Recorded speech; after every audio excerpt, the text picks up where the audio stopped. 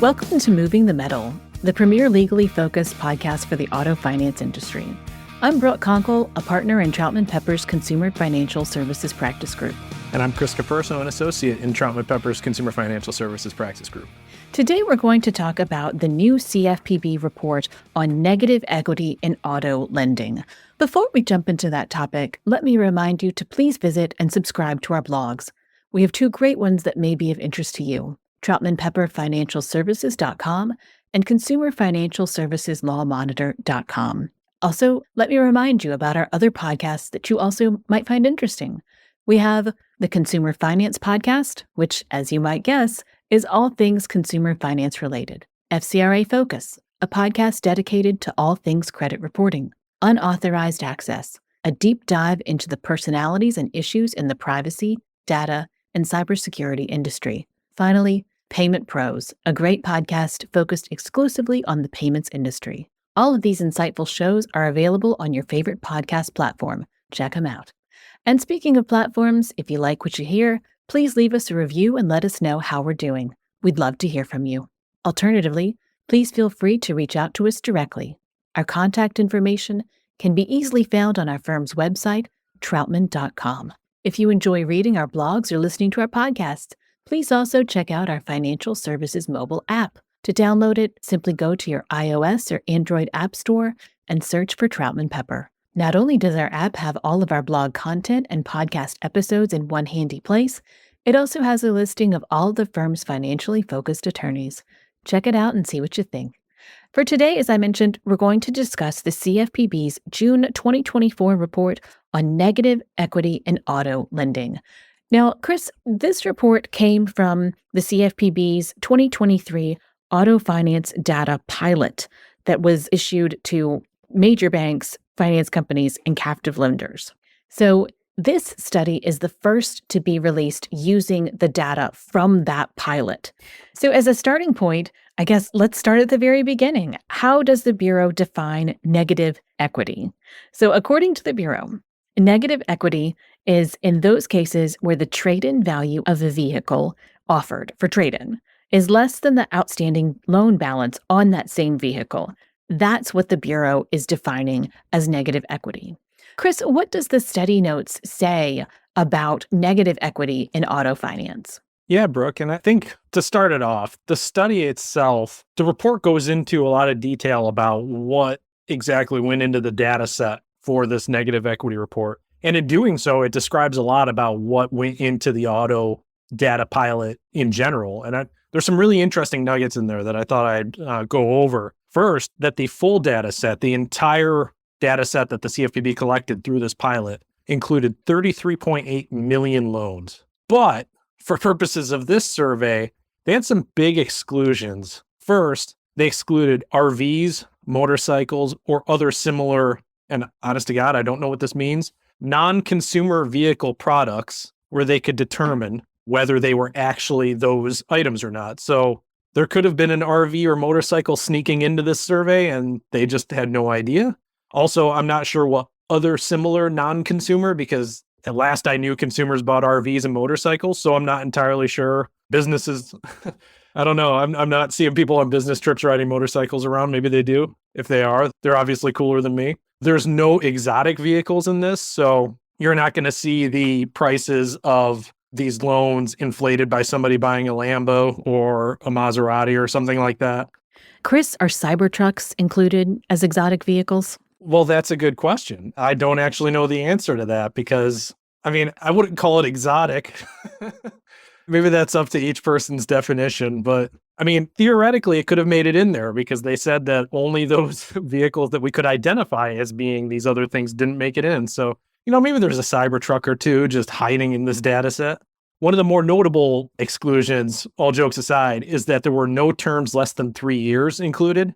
So anybody going for that 24-month quick loan, they're not included. So all of those exclusions that I just said, no RVs, no motorcycles, no exotic vehicles, no terms less than 3 years, that only knocked out 600,000 loans from the initial pilot. So now we're down to 33.2 million. But then there's a second row of exclusions. And those were that it does not include pre-2018 loans that were either paid in full, prepaid, repossessed, or otherwise terminated. And it also does not include refinancings. And those exclusions brought down the number significantly. So, like I said, started with 33.8, went to 33.2. After this second round of exclusions, we're down to 21.4 million loans. So already, I mean, we're looking at a third of the loans just knocked out by exclusions. So I understand that they're trying to get the data set together, but it does seem like a third of the data being just excluded right off the top is pretty huge. Beyond the info on the loans themselves, they did include some interesting info on who provided that data for the data pilot. And it's interesting that in the study, it is very skewed to two specific types of finance entities, and that is captives, like captive finance companies, and banks. Captives had over 48% of the submissions, and banks had over 43% of the submissions. Meanwhile, non-captive finance companies had only 8.27% of the submissions. And you think, oh, well, that's interesting, but it really doesn't matter if that's what the market share actually looks like. But that's not what the market share actually looks like, because the CFPB provided that data. And I thought that was pretty interesting data too, because sometimes you have to go to sources behind paywalls or go to different types of things to try to find that industry data. CFPB just gave it to us in this. Banks are 33.3% of the auto finance market. Credit unions are 23.7. Captives are 19.8. So they were almost 50% of the data pilot, but only 19.8% of the market. And then non-captive finance companies were 12.4%. So they were kind of close to the 8, but in terms of the overall percentage, it doesn't really mesh. And then buy here, pay here were 10.7 of the market. The CFPB also provided some interesting info just in general about the loans, including what the credit scores were at origination. So this pilot includes a majority super prime loans, over 53%. And then even on top of that, 18.5% were prime. So over 71% of the loans in this are prime or super prime. That doesn't leave too much for the near prime, subprime, and deep subprime categories. That's actually how Experian Velocity has those categories listed. It's about 31%. So CFPB was pretty close in representation there. They also provided the percentage of total loans by income at origination, which is interesting. So the income of the person who is getting the loan. Again, under 40,000, only 13%, but then over 120,000 in income, 24%. So it kind of goes along. I mean, we know that credit score usually has a correlation with income, and it kind of goes along with that idea where we are seeing a lot of high credit score loans in this survey. So it's kind of something to keep in mind, as maybe not necessarily for this one because it's discussing negative equity, but as we go forward, these are the stats for the autopilot in general, the auto data pilot in general. So with that, we get to some of the big items in this report. And honestly, when we and folks in our group read through this, a lot of it was, yeah, of course, that makes sense. Wasn't anything that blew our lids or made us think any differently about the auto finance market. These things seemed fairly obvious. Among them was there's an increased risk of repossession when there's negative equity in the loan, which makes sense. Higher loan amounts and payments when there's negative equity, which really makes sense. I mean, if you're rolling in prior balances, then of course it's going to be higher than if you didn't. Some of these are very obvious. One of the interesting things is the prevalence of negative equity. And the Bureau spends a lot of time on this. They said over 10% of borrowers finance negative equity from a prior vehicle loan. And they really get into the years. Between 2018 and 2022, 11.6% of all vehicle loans in the data set included negative equity, with the percentage peaking at over 17% in 2020. And what's interesting is the Bureau does know kind of that 2021 boom in vehicle prices and how, I mean, if I was shopping for a vehicle at the beginning of 2021, I certainly remember how expensive vehicles were. Also, how much I was getting for a trade-in for my car. I could not believe what people were offering for a manual GTI Volkswagen, which is why I bought a new car. But the fact that those vehicle prices were so high, the CFPB noted that almost immediately we had one of the quickest depreciation rates that are on record. So you had people paying a lot for these vehicles, and then the depreciation came down very fast because they were inflated to begin with. So now all of a sudden you have people who had loans that were very high for vehicles that are now valued as high. So the CFPB posits that, this could be a trend going forward, especially with, we're talking 3 to 7 year financing contracts, that this could be a trend where you have folks who bought cars that were probably a little bit inflated in value. Now that inflated value is down, and if they go for a new car, then all of a sudden that trade-in isn't going to be the same as what they're paying. And that kind of goes to another finding, which was another obvious one, but the higher loan to value and payment to income ratios, of course, because the loan with a negative equity isn't just a loan for that car. It's a loan for that car plus part of the prior car. So a lot of the findings, they do make sense. One interesting thing that honestly escaped me the first time I read it, but it can't go without mentioning, is that the report mixes up simple interest and pre-computed interest, which is, it's especially amongst us finance folks, is just a nails on the chalkboard type thing where we just cannot stand it. They are right with a pre-computed loan. You have to do refunds. You have to consider refunds because that interest is being spread out. It's pre-computed. It's being spread out over the course of the loan. The report calls that simple interest. That is incorrect. So for anybody reading this report later on, just know that that's not right. So Brooke, with all that data and the different findings, what are your general thoughts on this? Yeah, I think one of the things that I found particularly interesting was the way that the Bureau really tried to categorize income buckets. As someone who also likes to kind of think of concepts in terms of buckets, that was really helpful for me. And the data that the Bureau provided regarding kind of negative equity by income bucket was really surprising for me, in that what it is telling dealers and the auto finance industry is really to focus on the middle. The consumers who were in the kind of what we'll call the first bucket, which is income under $40,000, didn't have a ton of negative equity over time. Similarly, consumers that were in sort of the fifth bucket, $120,000 in income and over, similarly didn't also have a ton of negative equity. Really, the middle bands was where you saw the most activity for negative equity. And as Chris mentioned, the Bureau categorized the percentage of total loans that were included in the study within those kind of the three middle buckets between $40,000 in income and just under $120,000. And so those three kind of buckets of income are really kind of where, for lack of a better term, where the money is. That's where the focus is going to be for terms of negative equity.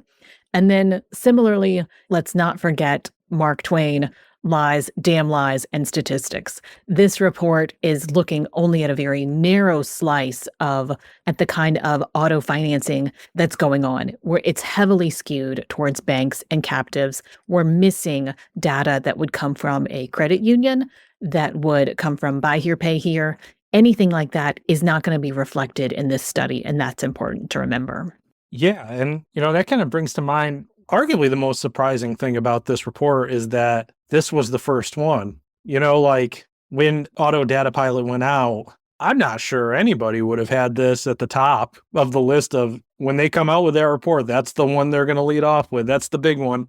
And it's interesting that this was the first one. Maybe it was the one they could collect the data on the fastest so they could get the first one out, or maybe it points to an enforcement priority. And I'm going to read verbatim, wouldn't normally do this, but read verbatim the final paragraph, the final substantive paragraph of the report. The current auto market and larger economic environment also present unique challenges. As noted above, used car prices are dropping from record high levels at a faster than normal pace, putting more consumers at risk for owing substantially more on their loan than the vehicle is worth. Current data also show that delinquencies are rising in all credit markets, including auto lending. With financing transactions that include negative equity increasing, we may see additional consumer stress, particularly if economic conditions change. With the understanding that consumer outcomes for those who finance negative equity seem to be worse than for those who did not, the CFPB will more closely examine the data on and lender use of this practice. So that goes right to the enforcement priority part of it, and it goes along with what I mentioned earlier. I think the CFPB sees a pattern. In all honesty, it makes sense. I mean, we remember a couple of years ago, just when dealer lots were empty, there wasn't enough supply, the car prices went really high. Used car prices went really high because dealers wanted to sell something. And now we're starting to come into a little bit more of an equilibrium where there is inventory, where there are cars available, and they're not nearly as expensive as they were. But everyone is sitting on these cars that were much more expensive. I mean, it's kind of a microcosm of the housing market where, everybody's sitting on their house at that lovely 3.2 rate, while the rates are in reality 7, possibly above. And it's like, well, they're all sitting on that. But the difference is it's a 30-year mortgage. It's not a 4 or 5-year retail installment or loan contract. And also, I mean, some people get tired of their houses as fast as their cars. But I mean, generally, cars have a little bit more turnover. So it's an interesting note by the CFPB. And it does make sense given the data that they saw. So for those out there who do finance vehicle purchases, this is something to keep in mind, that even if the numbers aren't crazy yet with, they noted over 10% of borrowers finance negative equity. I mean, that still leaves just under 90% of borrowers who didn't. But the fact that they project this to increase and that the CFPB picked this as the first thing that they were going to cover really leads me to believe that this could be a focus going forward. And it makes me wonder what number 2 is going to be. I mean, what about you, Brooke? Yeah, I agree wholeheartedly. Just as you mentioned, I don't think anybody had this on their top 10 list of topics that the CFPB would release a report on with all of this data that's in hand. But it is really, as you mentioned, an accurate reflection of the marketplace. This is something that consumers are seeing day in and day out, and also, by extension, auto finance companies are seeing routinely, that we anticipate is going to increase. With paragraphs like the one you read, Chris, I think we all kind of see an enforcement action on the horizon. Yeah, and if there's nothing else about the CFPB, they are predictable, and they do write about, I shouldn't say they're predictable. When they write something, it's usually going to come out. Nobody should have me on the record as saying they're predictable, because who knows what's going to come. But if they're going to write it, it's probably going to happen. So at least in that sense, they're predictable. Until, 2 weeks from now when I read somewhere in some trade magazine that I said that the CFPB is all predictable, as if somebody's going to quote me. With that, we're going to wrap up today's podcast. So thank you to everybody for tuning in. Don't forget to check out our blogs where you can subscribe to the entire blog or just to specific content that you find most helpful. Our 2 flagship blogs are the Consumer Financial Services Lawmonitor.com and the TroutmanPepperFinancialServices.com blogs. While you're at it, why don't you head over to TroutmanPepper.com and sign up for our Consumer Financial Services mailing list so that you can stay abreast of current issues with our insightful alerts and advisories and receive invitations to our industry insider webinars. And of course, please mark your calendars for a great new episode of Moving the Metal, which will be released in 2 weeks. For Brooke and I, thanks for listening, and until next time.